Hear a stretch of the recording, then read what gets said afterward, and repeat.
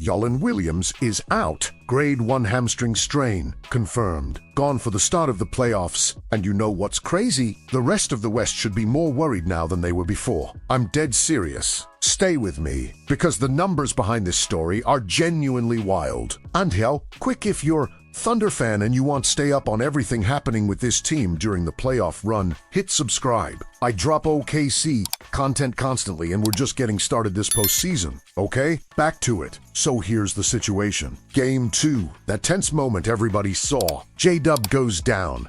And this weekend it gets officially confirmed, grade 1 hamstring strain, and he is not available for the start of this postseason run. Now, let's be real for a second. Jalen Williams isn't just a player on this team. He's the second best player on a championship contending roster, elite scorer, secondary playmaker, one of the better perimeter defenders in the entire league. On any other team, you lose that guy going into the playoffs, and the season is basically over. The fan base goes quiet. The championship window slams shut. But here's where OKC is just different. Chandler Parsons, former NBA player, now on the Run It Back podcast, said something this weekend that I think really captures the mood around this team. He straight up said he believes the Thunder can win the championship with or without Jalen Williams. And before you dismiss that as a hot take, look at the actual data. This regular season, Oklahoma City went 39-10 in games that Williams didn't play. That's a 78% win rate without their star. Not a drop-off, not a rebuilding stretch, winning at basically the same rate. That's not an accident. That's what Mark Degno has been building. A system that doesn't collapse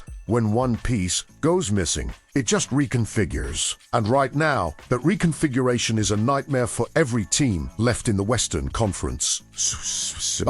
Let's Cason Wallace. This guy was brought in as a defensive specialist. That was the scouting report. That was the expectation. But this season, he quietly broke that ceiling. In games where both Shai and Williams were out, Wallace was dropping 20+, running the offense, and looking like a guy who'd been doing this for years. The scouts didn't see it coming. Honestly, most fans didn't either. But it's real, and the playoffs are where that development is about to become undeniable. Then there's Isaiah Joe. A year ago, rotational guy, useful off the bench, nothing more. Now, the second he steps on the floor, defenses have to completely restructure. His shooting range alone creates driving lanes for everyone around him. He went from a guy who just plays minutes to a genuine offensive weapon, and this postseason is going to be the moment that transformation gets validated on the biggest stage. And then there's Alex Caruso. I don't need to explain playoff Caruso to anyone who watched last year. The man becomes a different player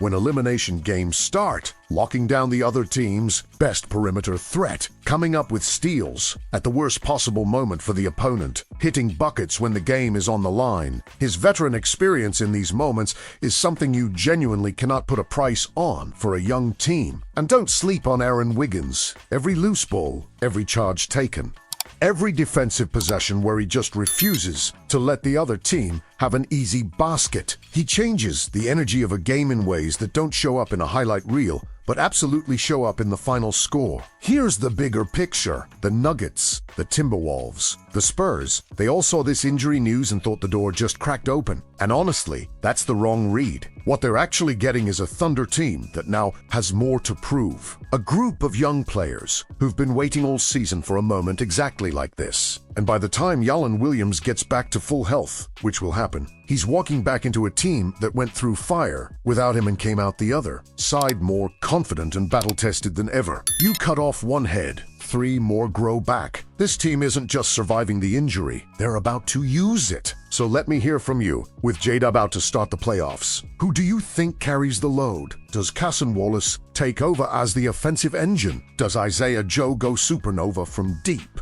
Or does playoff Caruso mode activate at exactly the right time? Drop your pick in the comments. And honestly, are people overreacting to this injury? Or is this actually a real concern for OKC's championship run? I want to know what you think.